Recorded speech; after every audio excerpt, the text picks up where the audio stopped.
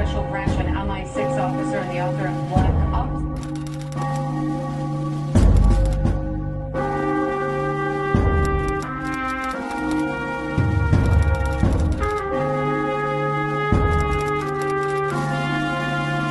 I was undercover for Special Branch in a jihadi organisation.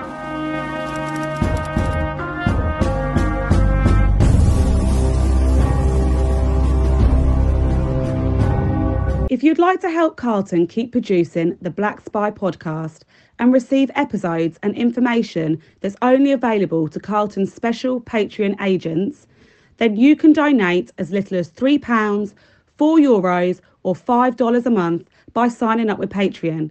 See the Black Spy podcast notes or Google Patreon Black Spy podcast and pledge your monthly amount.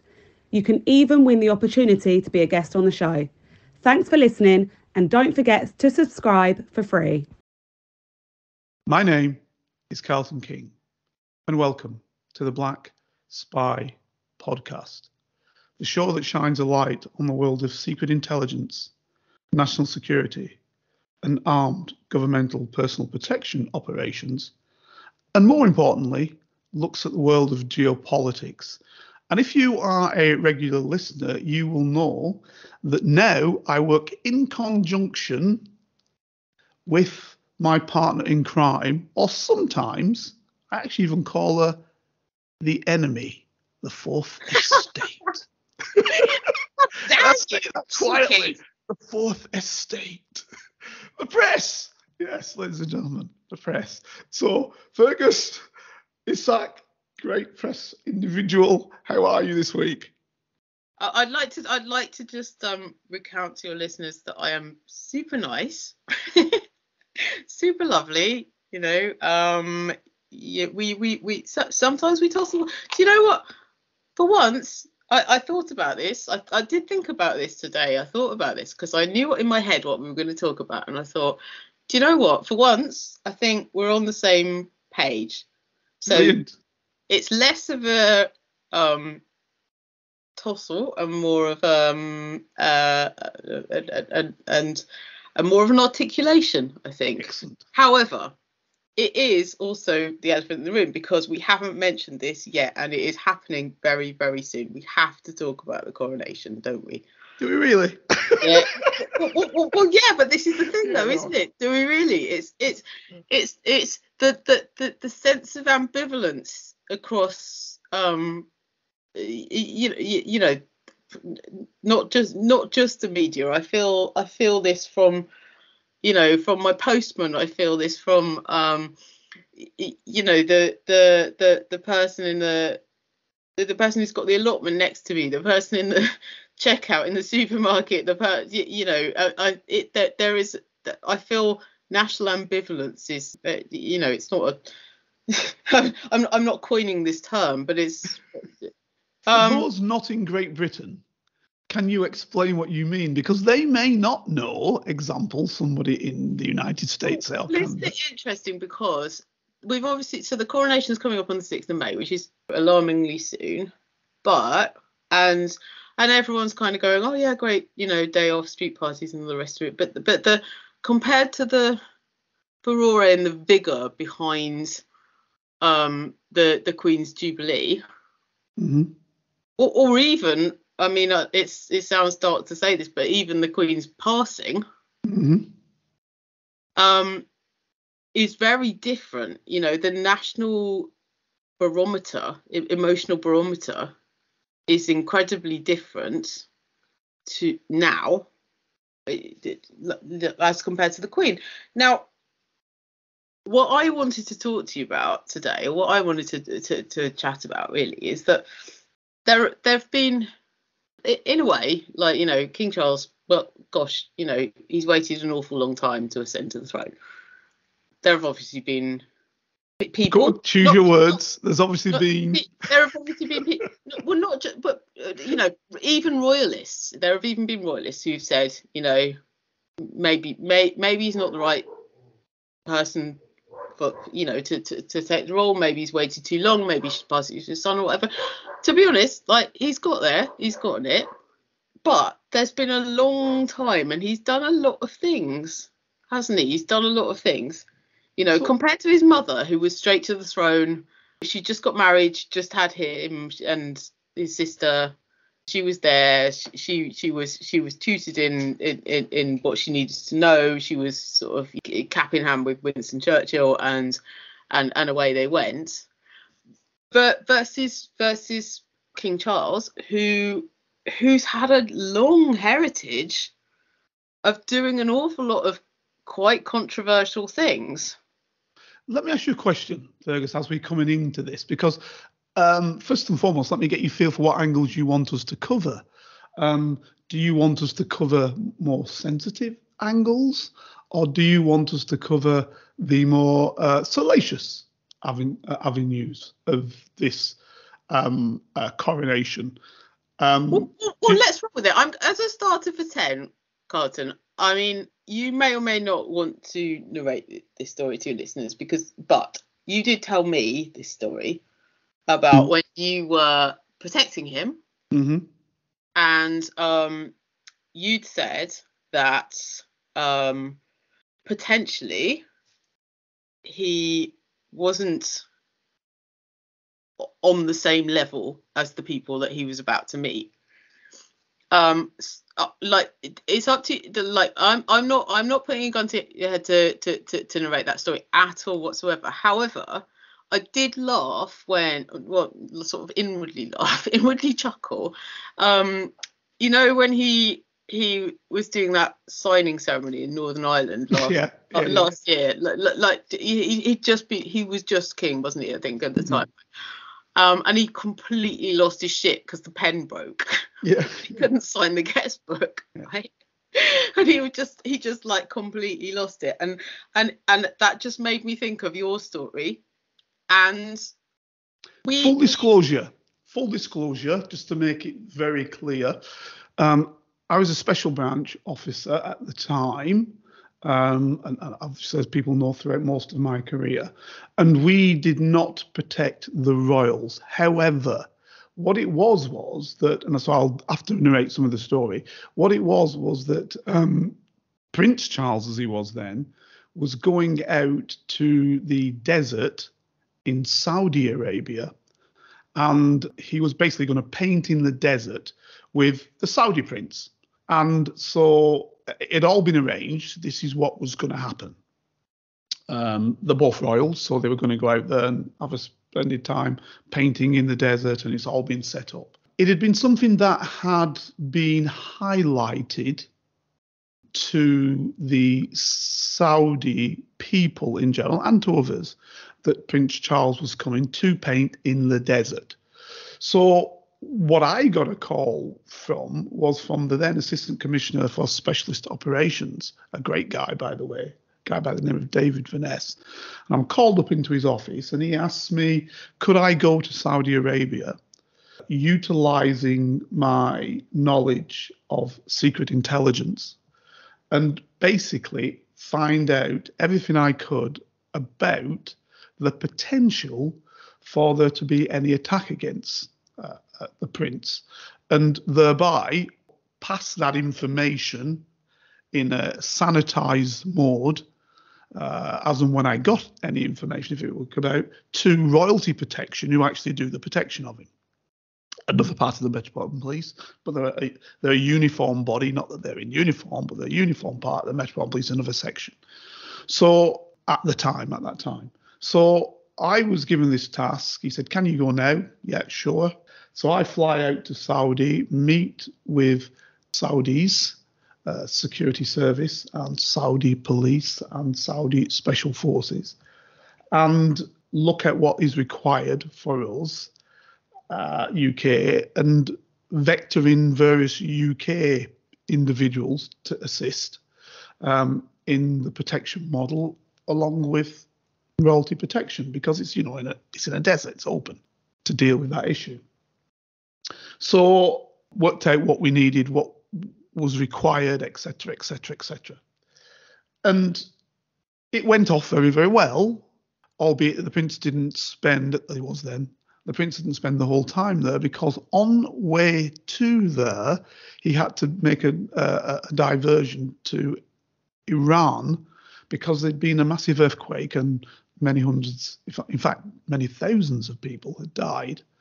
And so as the representative of Great Britain, Prince Charles went out to say, sorry for what has happened, etc., etc., and look at the area. So it had cut short, but it was still going to happen.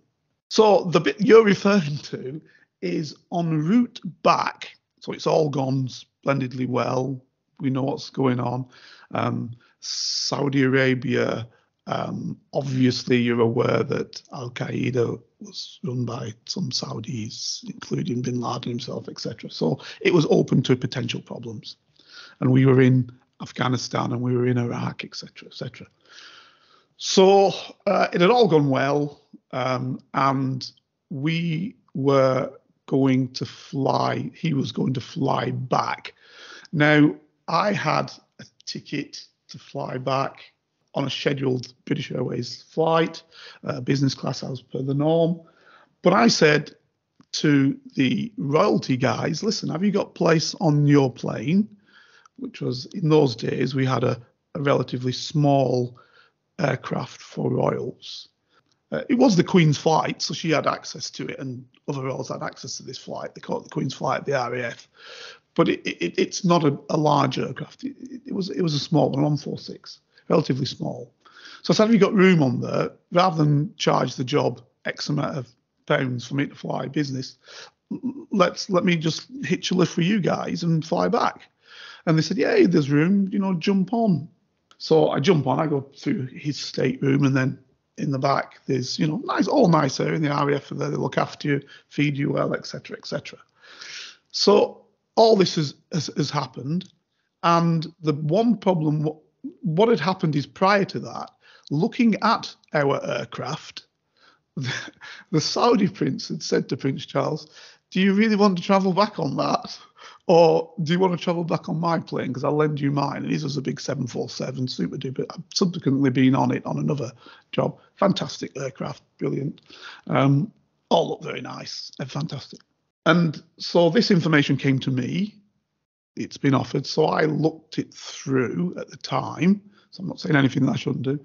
And I realised that unlike our Royal Air Force aircraft, which had on defensive measures, which could, if you send a rocket up to it, it had defensive measures to prevent the rocket hitting it, etc., etc.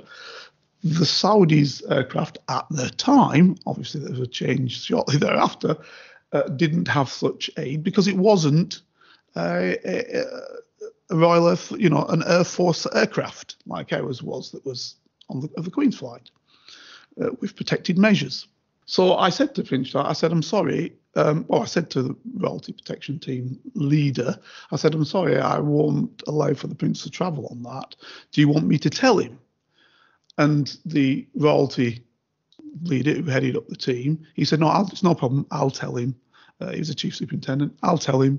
I said, well, I'm happy to speak to him about it. He said, no, I'll tell him. Okay. So I thought, great guy, So that's why we were flying back on this 146, a relatively poor cousin of a super duper all set up fantastic aircraft set for the Saudi. Their aircraft, well, one of several which they had. And so we couldn't make the trip all in one. So we had to land in Cyprus to refuel. So his equerry came back to me and said, when we land, His Royal Highness would like to speak to you regarding a decision you've made. I said, super duper. In Cyprus, when we land, he would like to. I said, hey, great. So anyway, we land in Cyprus, and I start getting off the aircraft, and he's already off. And the equerry's running back. He says, quickly, His Royal Highness is there. He's waiting for you on the tarmac. So I see Prince Charles, and I walk over to him, and he has the stance which he has. And he pops up on my hand out to shake him. I've still got kind of old-fashioned German elements which I learned when I used to live there, which have not gone. So automatically I put my hand out to shake him, which I think is not etiquette. But anyway, he shakes my hand. He's a nice enough fellow. He's a nice guy, So he shakes hand. So he says, are you the chap who forbade me from flying on His Royal Highness's flight? And I said, yes, I am. And I said, I've explained it to your royalty protection. Why? He said, well, why is this? So I explained, blah, blah, blah, blah, blah, blah.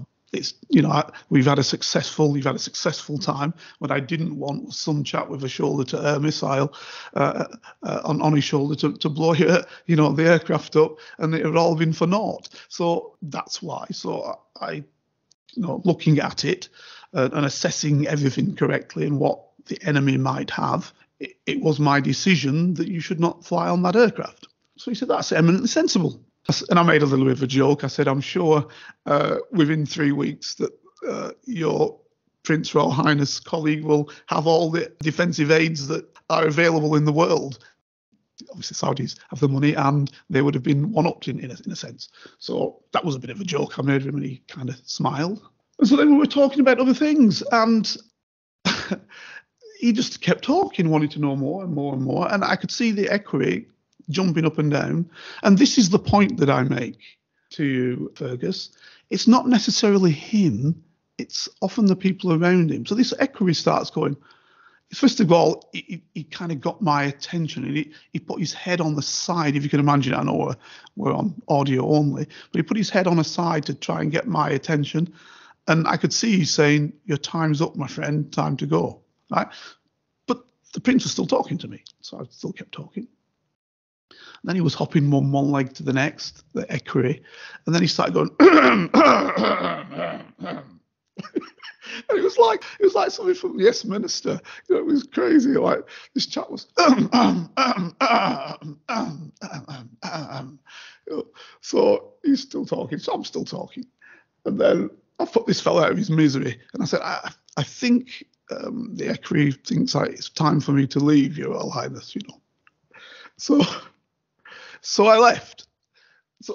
But you see, his view of things is different to our view of things.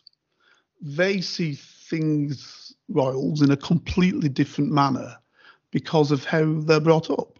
And with everybody deferring to them, like that chap was, the military equerry that he had, deferring in such a manner, I think that it's quite difficult for them to actually figure how the normal person thinks. Well, okay. Thank you for sharing what you told me with your listeners, because I know it's okay. So here's the thing.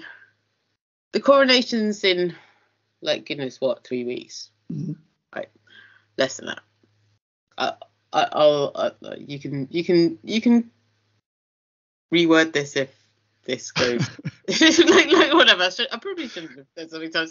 Anyway, what I'm saying is, at the moment, the press, look, the rules of censorship kind of go back. I mean, honestly, the rules of press censorship are really interesting, but they date back, you wouldn't believe, they date back to the 1500s, right?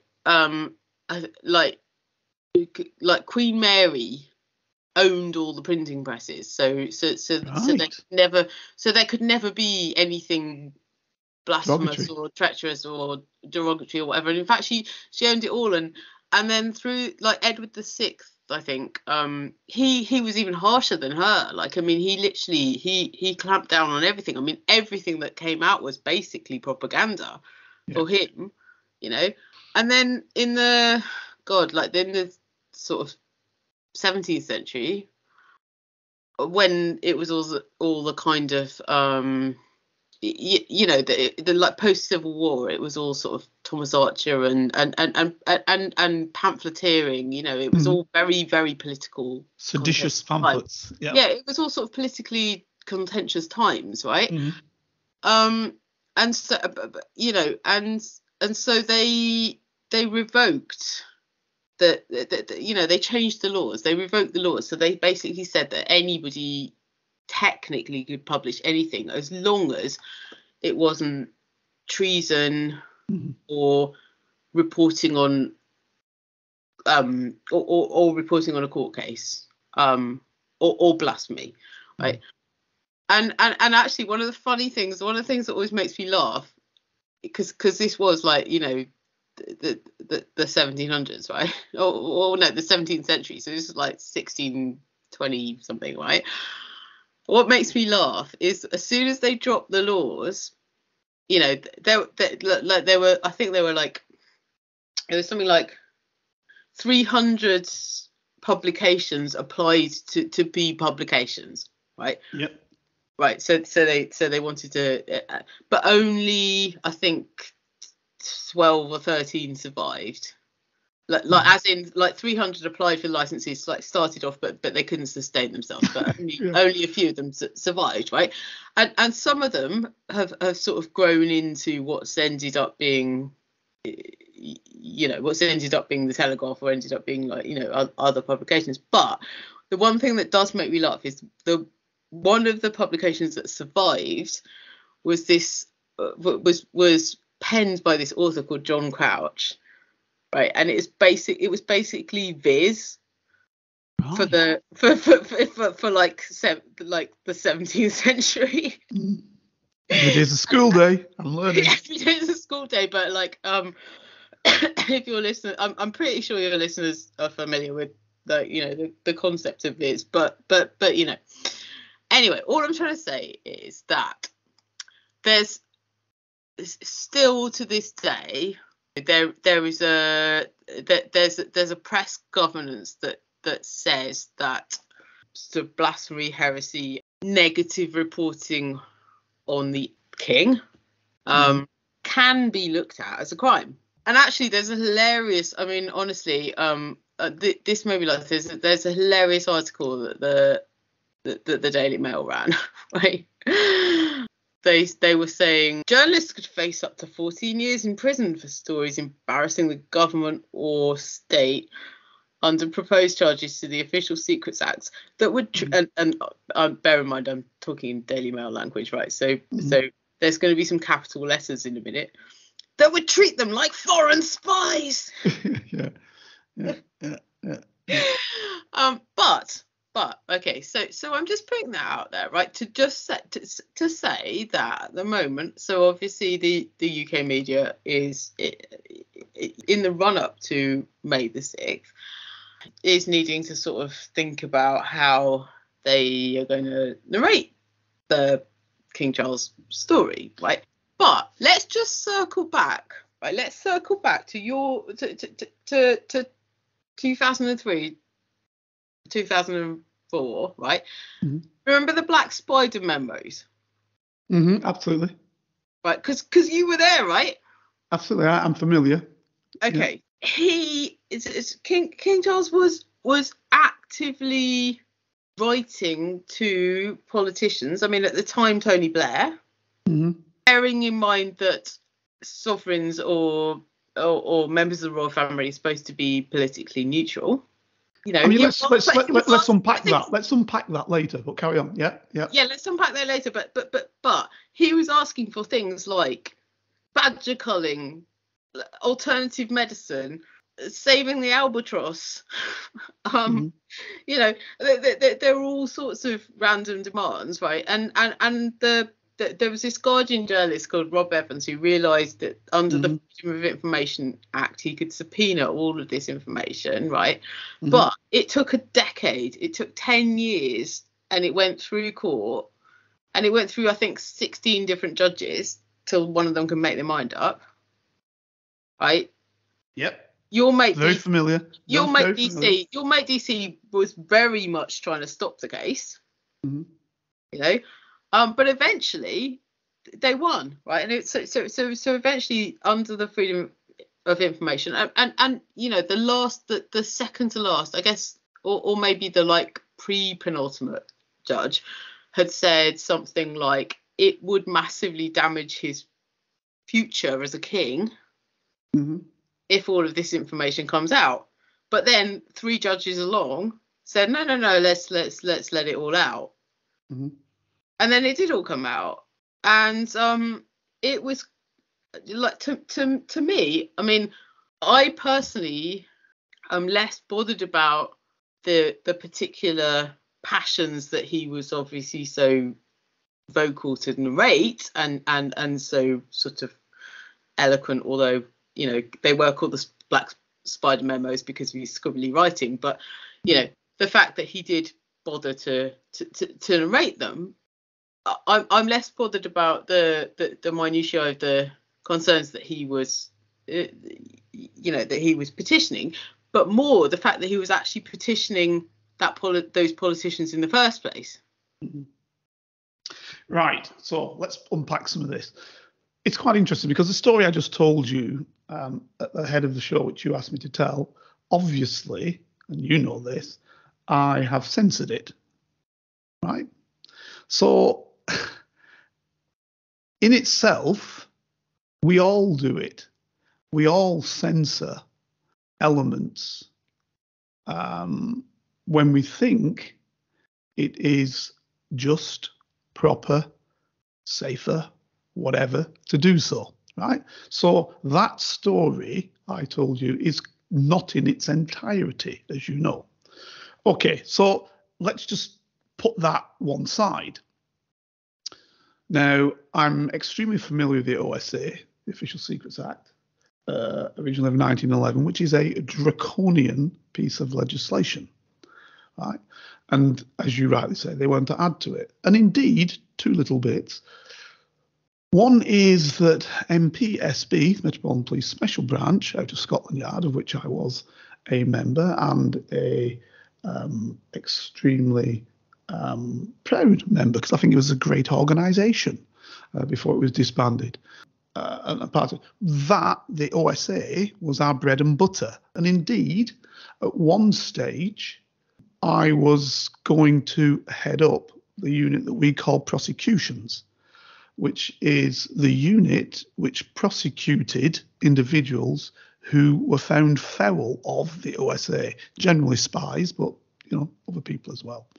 So it would have been my job to lead that unit in gathering the evidence, working in tandem with security service other agencies, because they have no police powers, etc. But we have the powers to bring spies and our own citizens, like that guy not that long ago, Smith, who was arrested in Berlin for spying against the United Kingdom with Russians. That would have been my job. And now we used to do jobs for 3 to 5 years and then do another part of Special Branch. So that would have been probably about a 3-year to 5-year post in prosecutions to head up that section. So yeah, I'm pretty much familiar with that, how it works, and what one did to obviously secure one's country. Do I believe totally in everything that the Act suggests or says? Probably not. But you see, unfortunately, when you're in roles like that in society, it's not necessarily your own thoughts and perspective that you deal with. You deal with the perspective of the task which you're in. So, Constant, okay, right, can you shed any light on how and why King Charles accepted £1 million from Osama bin Laden's family? No, I can't, and I know nothing about it, and I mean that sincerely, because that's post my work time. But he did take the money. He took the money. This is post my work time. I've heard this. I've heard about a brown paper bag, etc., from UAE. I look. I don't know. Is the answer to that question? I don't know. It's not something that I've dealt with. Yes, it would be, if there was going to be any type of prosecution or anything, it would have been the branch that would have looked at that. But it's after my time. I don't know. So I just can't answer you that. And to be fair, we can look at that not just amongst royals, but we can look at that type of activity amongst politicians, can't we? The problem is in Britain that I think that very senior politicians, even actually not particularly senior politicians, but people connected and if they couch No, I things hear what you're saying. correctly, I hear, they honestly, tend to get away with things. We only need to look at allegedly what Michelle Mone was connected with, right? Yeah, we only need to look at the fact exactly. that, We need that to look our at present Prime Minister has basically written off between 36 and 51 billion, not million, billion pounds that has been fraudulently obtained during the year 20 to 21. That's just 1 year. So yeah, and also, 35. Carson, I'm not even lying. I'm not even lying. Right, Liz Truss owes my local pub. My local pub. I live in Norfolk, a tiny village in Norfolk. Liz Truss owes the local pub 40 quid. Right, but what I would say is, in context, right, is £1 million to the Bin Laden family a significant donation? No, but no. Or is it a piss in the ocean, right? Because Look, to me, £1 million would seem like quite a significant donation. So no, it wouldn't be significant to them at all. Look, the father, as you know, I think there's 14 kids, whatever there were at one time, and I think the dad was a massive road builder, etc., throughout the Arab world, not just in Saudi. A constructor, and had a big company worth probably more than billion. So I would suggest that that's chicken feed. But that's not the point, is it? The point is, how does that happen? That's the point as well, because also the point is, how does it happen? But my point is, I don't know. So we get on. So this is what we're really talking about. What we're really talking about is, I'm uncomfortable. You're now uncomfortable, right? Yeah. And that's what we're really talking about. So from two sides of the so-called society, from the fourth estate, the press who's meant to speak about these things and write about them without fear or favour, and from the police who are meant to deal with these issues without fear or favour, we're both uncomfortable.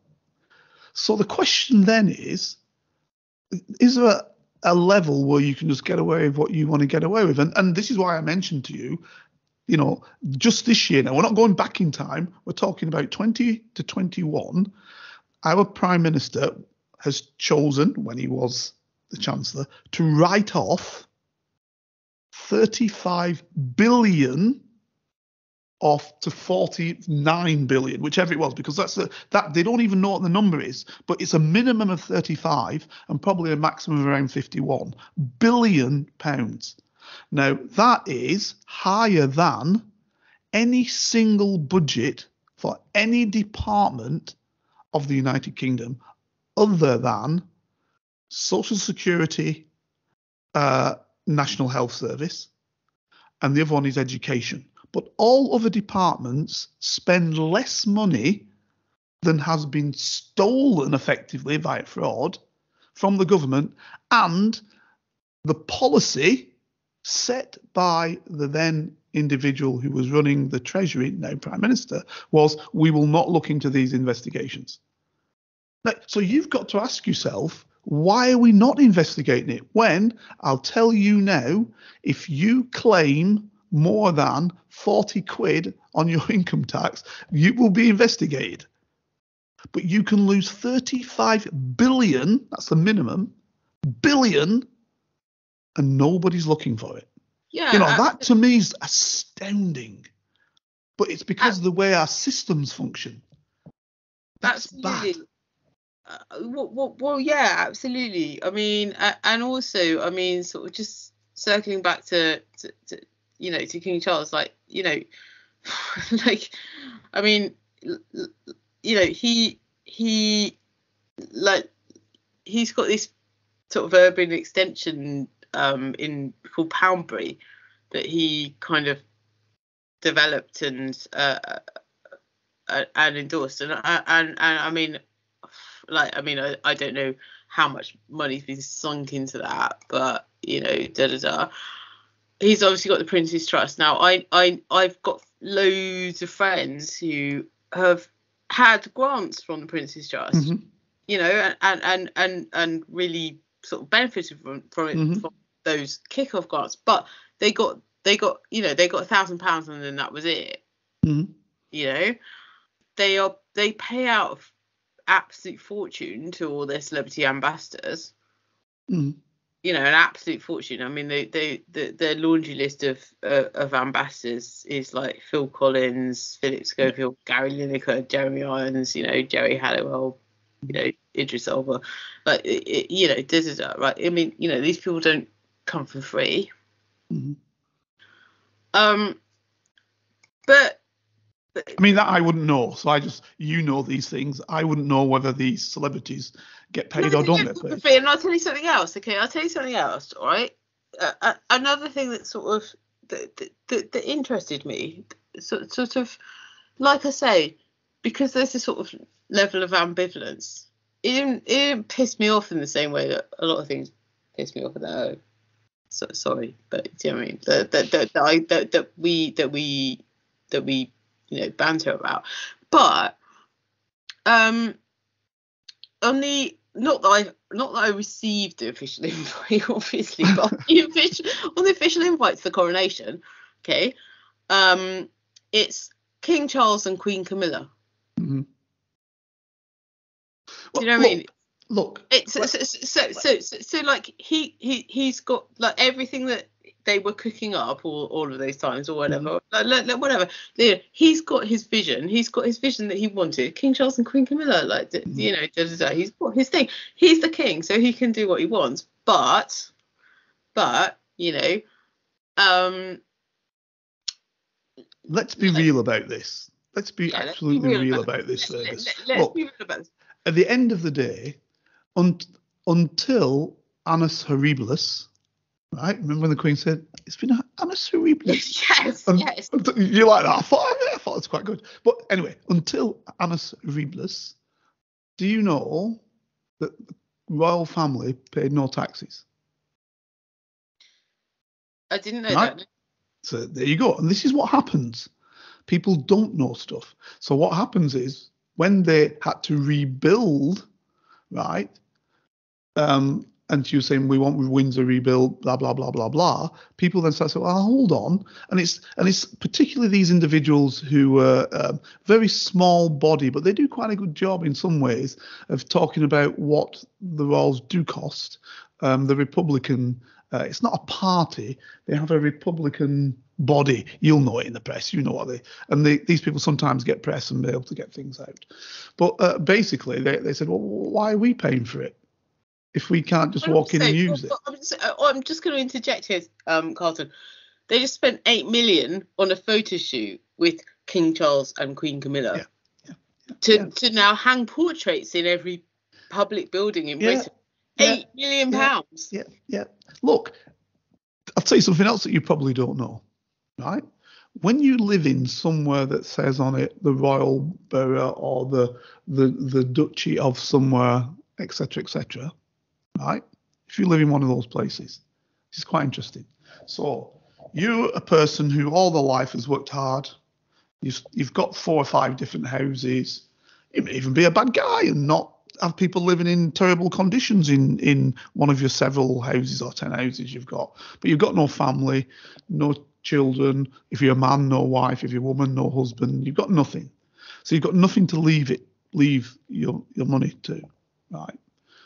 What happens to that money as a general rule in the United Kingdom? You've got no family, nobody to leave your money to, but you've got money. What happens to it? Do you know? I'm guessing they take it. Normally, absolutely, it goes to government, doesn't it? And government has that money and it goes part of the coffers for running the country for the good of us all. Yeah. Not if you live in any of these royal places. Please tell me that Prince Charles takes it to make biscuits. No. What I'm saying is this: if you live in outside of what's known as a royal place, yeah, we all share in it supposedly. If you live in a royal place, it goes into the royal coffers. It's incredible, isn't it? That's insane. Right, it's incredible. And these are the type of things that are going on all the time that they've got. They've got little bits and baps that they have in certain places. In the Isle of Man, they've got something. In Guernsey, they've got something. Do you know what, Carlton? I'm going to ask you this, and I know we normally spar on conversations, and I did say at the start of this that I feel like we're on the same side. But when you were growing up, did you ever feel like the royals were anything to you? Interesting. Because I didn't I'm trying to think as I'm. But the thing is, I didn't because my parents, because my parents obviously were, you know, massively multicultural, and it just wasn't on my radar. I've got loads of friends who did grow up where the royals were on the radar, and it was only when I went to boarding school that I even knew who the bloody royals were. Right? Well, because it came watching you in the shower. Yes, exactly. One of them watched you in the shower, and that one person was not a female. I'm just going to tell you that. But yeah, exactly. But the thing is, if I'd been given the choice, like if I'd have been slightly older, I mean, I was born in Britain, but if I hadn't have been, and I had been given the choice of, you know, just like my parents chose which country to emigrate to, if I'd been a part of that choice and sort of been told about the royals, like, I think I would have thought about it very differently. Because right, answer to your question. Because you know, to a kid growing up, or to a teenager growing up, or whatever, like, you know, why should they bow down to something that means nothing to them? I'm not a royalist. My parents may well be, or may well have been. Mother's still alive, may well be. And I think you find in a lot of the older imperial possessions, i.e. colonies, I think you'll find that many people did look to the royals because that's how they were conditioned. You know, you go to these places in the Caribbean, example, that were once slave islands and were run by Britain and then became part of empire in a more settled manner. The people within them were provided with the perspective that they were of the empire, and so they looked to the queens and kings as being positive in many ways. Intellectually now, for me, I looked at it as from an intellectual perspective, even quite early, and thought to myself, there could be a positive alternative. But all I'm saying, right, is, mate, when you were in school, when you were 15 years old, yep, right, did you give a shit about the Queen?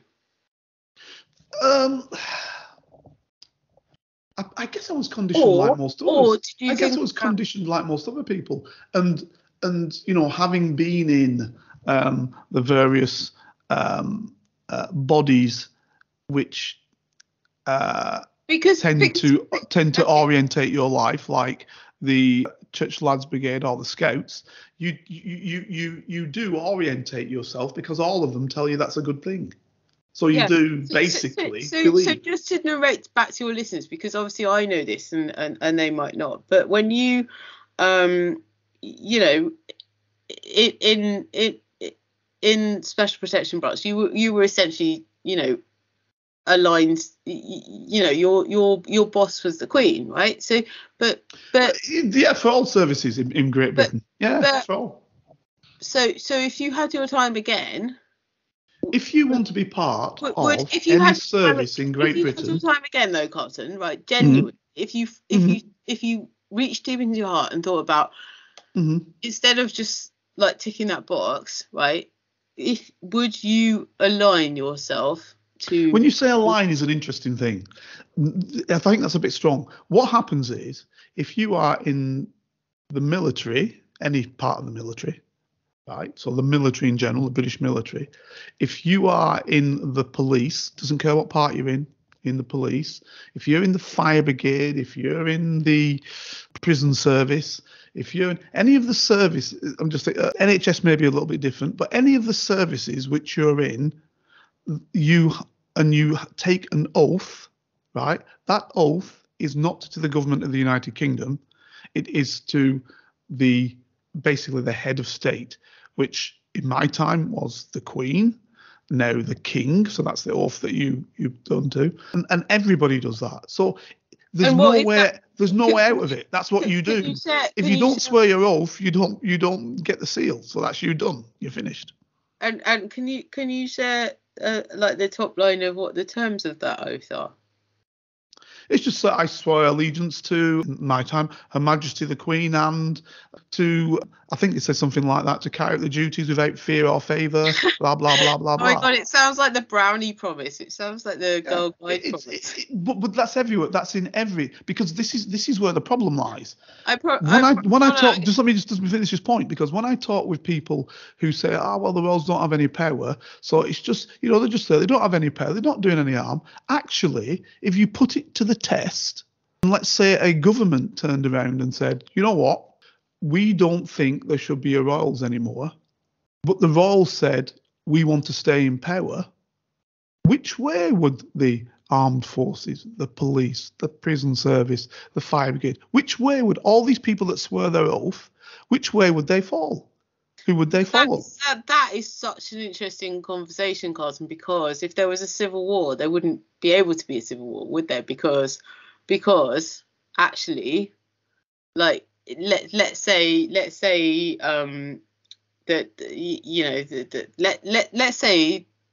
there was a percentage of agitation, the ambassadors who were fighting for an anti-royal cause, and then they were injured, that the NHS, like you say, that all those frontline workers have an allegiance to the crown. I'm not certain whether the NHS does. That's the one bit I'm not sure of, because they're not in we call it a disciplined service. So I'm not so sure as a person who goes in for the NHS whether you have to do it. But if you're in a disciplined service, you've got to understand, and what will sound strange to you is the fire brigade will sound strange. Just let me explain, because the fire brigade will sound strange to you, but the fire brigade comes out of a disciplined service. They do things militaristically.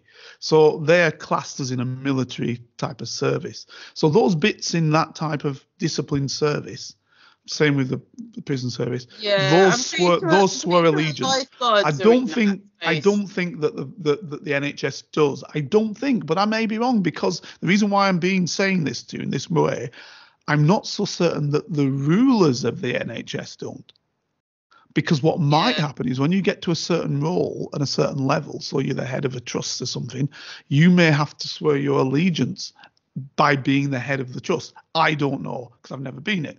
But you may have that, because this is how they tie things up nicely. This is how it's all tied together in a nice little package.